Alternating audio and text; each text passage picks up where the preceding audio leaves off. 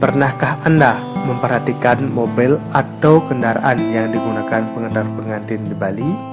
Ya, mobil pengantar pengantin umat Hindu di Bali tak hanya dihiasi dengan pita ataupun bunga, tapi ada juga tebu.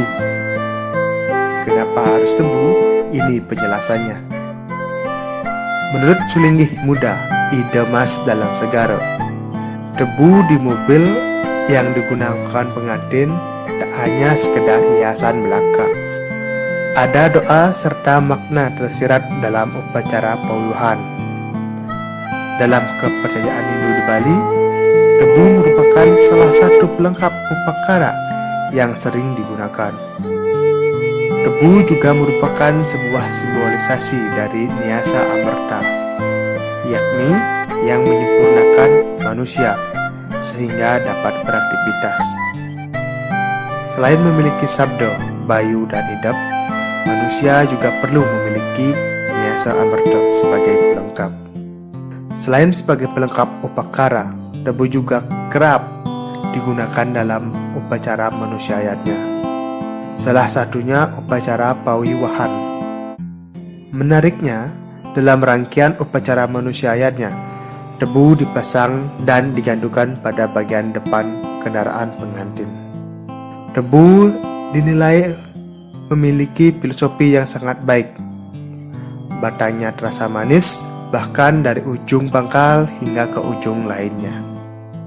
Lantas, mengapa dalam upacara pawiwahan tebu digunakan sebagai simbolisasi?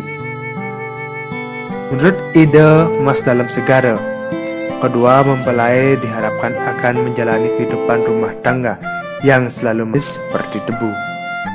Selain itu, tebu juga digunakan sebagai peringatan agar tidak habis manis sepah dibuang.